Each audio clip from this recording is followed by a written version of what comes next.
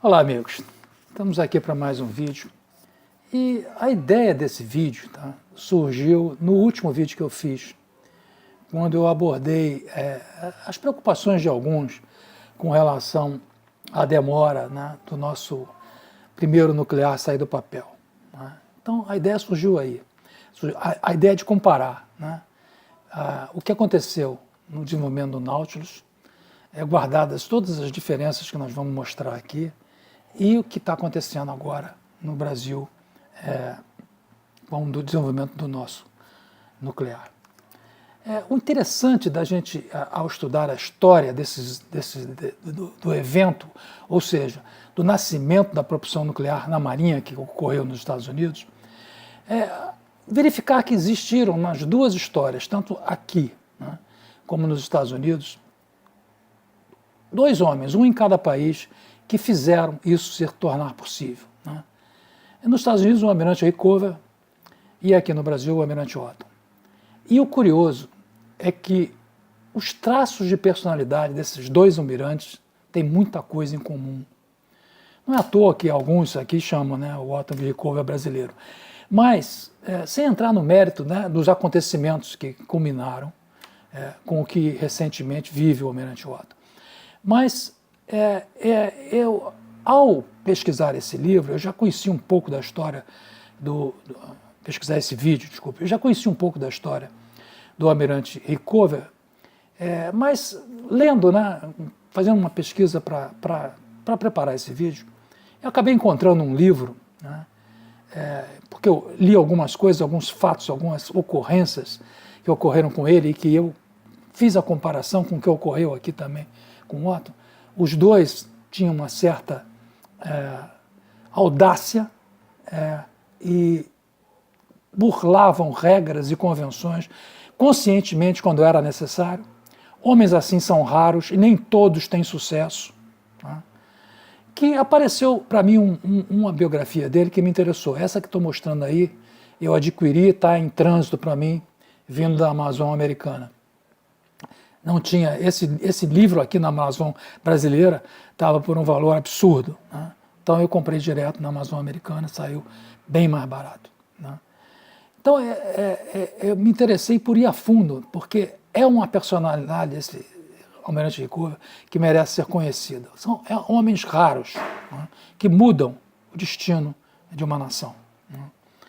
Então, entrando no aspecto do nosso vídeo, que é tentar comparar o que aconteceu no desenvolvimento do Nautilus e o que aconteceu aqui, é preciso esclarecer que isso é uma comparação muito singela. Por que singela? Porque não é possível comparar todos os aspectos. São 60 e tantos anos de diferença. Muita coisa se tornou de conhecimento da ciência, muitos novos equipamentos. No nosso caso, por exemplo, o nosso reator já incorpora critérios que estão sendo usados nos reatores da geração oitava, na geração 8, ou 9 nos Estados Unidos, que é, por exemplo, circulação natural. Então, não dá para comparar um equipamento com o outro. São 60 e poucos anos de diferença, muitas mudanças ocorreram na ciência que não permitem que você compare, a não ser, como eu estou dizendo, uma comparação singela. Mas dá para comparar o processo. O processo dá para comparar. Então, a pergunta que se faz, teria sido o planejamento do Nautilus perfeito? Eu vou colocar essa figura que está aí, para a gente ir acompanhando. Depois nós vamos em cima dessa figura, nós vamos fazer vários comentários. Então, teria sido um planejamento perfeito se você for olhar os detalhes, a cronologia, o timeline, e boto também essa outra figura aí, que mostra o timeline da construção do Nautilus. Não sei se vocês olharem nessa figura, o que lhe salta aos olhos de estranho. O que salta aos olhos de estranho? Eu marquei aí em vermelho para dar uma indicação a vocês. O que, para mim, demonstra que foi um planejamento assodado, né, foi o fato da instalação de terra, que eles chamavam de STR Mark I, ter sido testada, inclusive o teste que era previsto, era um teste de 48 horas, mas o Almirante Rickover, presente lá, exigiu e assumiu a responsabilidade de levar o teste até 96 horas, simulando uma viagem do Nautilus pelo Atlântico até chegar à Irlanda. Então ele forçou esse teste, o oficial encarregado, que relata essa história, ele disse que saiu fora, porque o Almirante Rickover disse: eu assumo a responsabilidade, nós precisamos provar que o submarino consegue ultrapassar, mergulhado, a toda força, o Atlântico. Se nós não fizermos isso, nós não vamos conseguir levar esse projeto adiante com facilidade. E foi um grande risco para ele, porque a partir de 60 horas começaram a surgir alguns probleminhas e eles insistiram. Muita pressão para que encerrasse o teste. Chegou a haver até comunicação para reunião, naquela época não havia online, mas por telefone, né, para encerrar. Mas ele manteve-se firme e foi até o final e provou, né, com grande risco, hein? É bom que se diga. Porque se aquela instalação falhasse, houvesse um acidente ali, por qualquer monta que fosse, teria não só atrasado o desenvolvimento do nuclear, como teria também acabado com a carreira do Almirante Rickover. Mas vocês reparem que esse teste foi feito, né, e a quilha do Nautilus, vejam nessa figura que eu mostrei, já tinha sido batida. Né?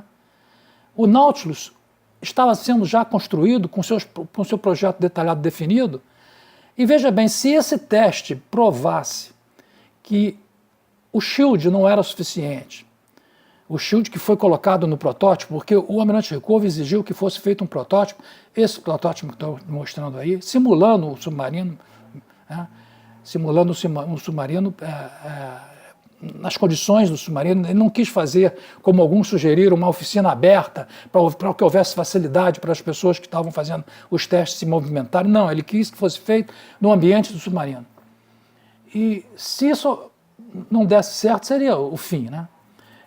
Então, vejam bem, será que um planejamento correto seria esse? Ou não seria você fazer o teste, verificar a sua instalação em terra?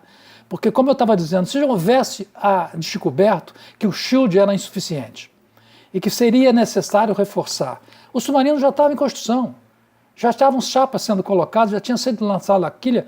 Vocês vejam nessa figura que eu mostrei aí sobre o timeline, eu vou abrir ela aqui para eu poder acompanhar com vocês. Vocês vejam que a quilha do Nautilus foi batida em junho de 52. Esse teste que provou, a criticalidade da STR foi em março do ano seguinte, 1953, e esse teste que provou que o submarino poderia navegar submerso até o Atlântico inteiro e emergir lá nas costas da Irlanda, foi em junho de 53. Ou seja, o submarino já estava em construção. Né? Se tivessem sido determinadas condições novas para isolamento, estava perdido, estava tudo atrasado. Né? Então, eu não sei se o planejamento foi alguma coisa ideal. Eu não faria desse jeito. Né? Eu faria o teste antes de lançar o submarino. Uma outra coisa que aconteceu, fruto de assodamento dessa construção, o caso das falhas de escolha de tubo de vapor. Curiosamente e ironicamente, tinha uma arquibancada que tinha sido feita nesse estaleiro, justamente na cerimônia da primeira chapa, né, sendo cortada lá no estaleiro. Tinha sido feita uma arquibancada e alguns tubos tinham sido colocados próximo dessa arquibancada, que não eram os tubos, né, especificados para o Nautilus, eram para outro tipo de navio, e os operários, os managements ali daquela obra, naquela pressa, pegaram alguns desses tubos, e alguns desses tubos foram instalados no Nautilus. Eram tubos que não tinham a especificação adequada da solda e nem de material para aquele serviço. A sorte é que isso aconteceu, houve a falha e houve os vazamentos durante a construção nos testes. Porque se tivesse sido no mar, né, o submarino teria se perdido. O que aconteceu é que o almirante Rickover teve a coragem, né, aí mais uma vez ele atuou e mandou trocar todos os tubos, né, antes. Né, e a partir daí foi feito, né, um procedimento, né, para safe construction do submarino. Porque tinha sido uma falha muito grande, né, tinham sido colocados tubos que não eram, né, daquele tipo de suprimento no submarino Nautilus. Né, e, por sorte, a falha, né, o tubo rompeu nos testes. Né, porque se ele tivesse, de repente, passado e o submarino tivesse ido ao mar com esses tubos, a tragédia seria grande. Né. Bom, outra coisa também, foi tudo as mil maravilhas? Não foi, claro, o Nautilus era o primeiro. Né. Então, durante o ano de 1970, 1980, houve uma série de falhas ocorreram e essas falhas foram anotadas para o projeto Novo Submarino, né, dos novos submarinos. Inclusive, né, o Nautilus apresentava um chacoalhamento na proa a partir de 10 nós. E isso foi corrigido com o formato albacora, né, com aquele formato mais que a gente vê nos submarinos hoje. Era uma questão hidrodinâmica. A partir de 10 nós, o submarino chacoalhava muito e não permitia a manutenção da velocidade acima de 10 nós por muito tempo, né, porque isso comprometia, inclusive, equipamentos. Né. Então, vamos voltar àquela figurinha inicial em que que eu preparei para a gente acompanhar o submarino. Então veja aí, nessa figurinha eu tenho aí o início do projeto do Nautilus em 47, o batimento da quilha em 52, a criticalidade do STR em março de 53, o teste de simulação no Atlântico foi feito em junho de 53, o lançamento em 54, o comissionamento em 1954. Foram 25 anos de operação, né, 500 mil milhas, e depois 2 anos depois, ele foi transformado em museu em 1982 e está lá até hoje como museu. Então nós tivemos essas falhas nos cordões de solda durante a construção. As falhas do projeto foram anotadas na década de 70, ali, no início de 1960, 1970. O Nautilus era extremamente barulhento, era muito barulhento, noise, e a vibração da proa que nós falamos. O que a gente pode falar do nosso, né, o início do projeto, 1980 ou 2012? 1980, se você considerar, né, porque é difícil precisar, é isso que eu escrevi aí nessa figura, o início do projeto submarino em si. Porque no nosso caso a gente começou o Nautilus, desenvolver junto o nosso SN10, o Álvaro Alberto, a gente começou a desenvolver junto as partes do ciclo do combustível. Né?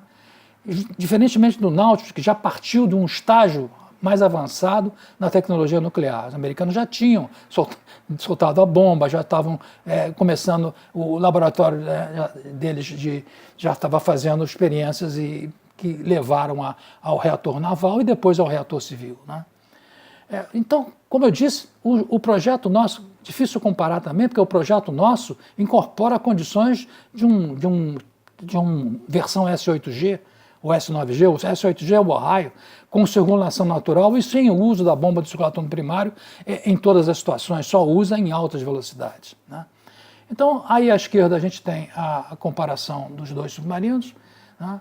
O comprimento de 97,5 para o Nautilus, 100 para o nosso, a boca de 8,53 metros, naquela época não se pensava em circulação natural, e a nossa boca 9,80 já é uma boca que permite uma instalação com circulação natural. Calado 6,5, deslocamento nosso 6, o deles lá em cima 4, 3.500, 4 toneladas. 700 pés de profundidade, o nosso 350 metros, a velocidade mais ou menos compatível, a tripulação mais ou menos ali no mesmo nível, a potência do Nautilus de 13,4 megawatts e a nossa, o nosso 48 megawatts. Dizem que a segunda versão pode ser um pouco mais. Então, veja bem, essa comparação é uma comparação singela porque, como eu disse, é difícil qualquer tipo de comparação com a diferença de tecnologia que a gente tem, mas dá para perceber que o planejamento do Náutico não foi assim também tão azeitado. Né? Se aquele problema, se aquele teste do STR-1 demonstrasse coisas diferentes, já estava afetado um submarino que estava em construção. Né? Acho que, na minha opinião, houve um certo assodamento típico, né, da audácia do almirante Rickover, né? Uma pessoa que tinha uma coragem, né, e uma determinação fora do comum. Né? Ao final, agora, eu estou postando um videozinho curto que eu peguei de 2 vídeos da Marinha Americana, em que a gente mostra o lançamento do Nautilus e a chegada do Nautilus depois da famosa chegada ao Polo Norte. O que mostra, entende? Eu estou botando esse vídeo para mostrar como a defesa é uma coisa importante nos Estados Unidos, para o povo americano, para a sociedade civil, e como é encarado, o que representou o Nautilus, né? Não só para os Estados Unidos, como para o mundo, né? O primeiro submarino nuclear, a primeira propulsão nuclear. Né? Então, era essa comparação que eu queria fazer para mostrar o seguinte, o nosso tempo, para quem não tem ajuda, né? Para quem partiu de um outro ponto na tecnologia nuclear, para quem teve que desenvolver também parte do ciclo, é compatível. Né? Não vamos... temos que exaltar o esforço que foi feito até agora. O Brasil, talvez, desses países que estão desenvolvendo submarino nuclear, que desenvolveram, que vão ter, é o único, além dos grandes, que se manteve absolutamente sozinho no seu desenvolvimento. Né? A Índia, né, o outro fora dos grandes, não teve o seu desenvolvimento inteiramente autóctone. A própria Inglaterra teve bastante auxílio americano. Né? A França, como eu disse no outro vídeo, recusou. E Rússia, Estados Unidos e China são os maiores, mas China também teve bastante apoio, eu mostrei isso no vídeo anterior. Então, nós somos um patinho feio aí nisso, né? Sozinhos, tendo que desenvolver tudo, né, para ter o nuclear. Então, a finalidade era essa desse vídeo, mostrar que não foi tão tranquilo, né, o desenvolvimento do Nautilus, e poderia ter sido um fracasso total. Né? Mas a sorte sorriu para os americanos nesse caso. Né? Então é isso. Vou deixar aí na descrição algumas referências sobre o almirante Rickover. E não esqueçam de assinar, aqueles que ainda não assinaram, que gostaram. Né? E até a próxima, amigos.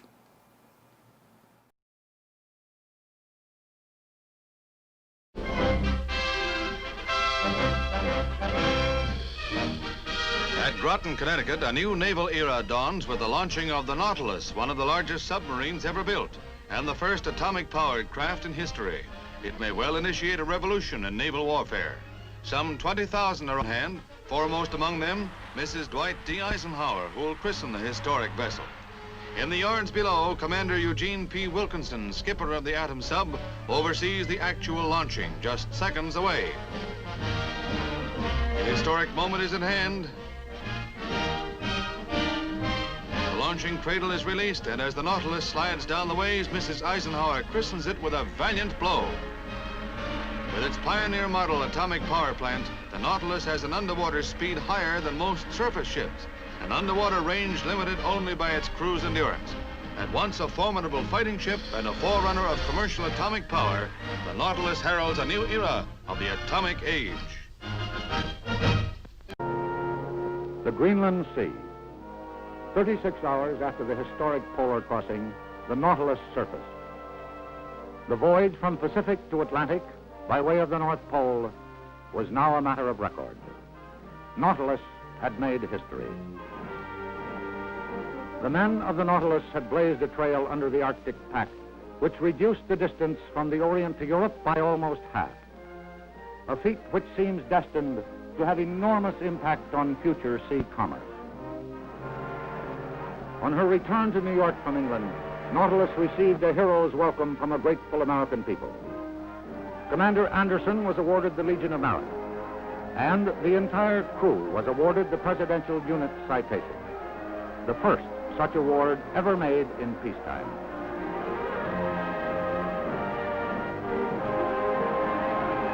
Rear Admiral Hyman G. Rickover, renowned as father of the nuclear submarine, was on hand to welcome the Nautilus as the personal representative of the President of the United States.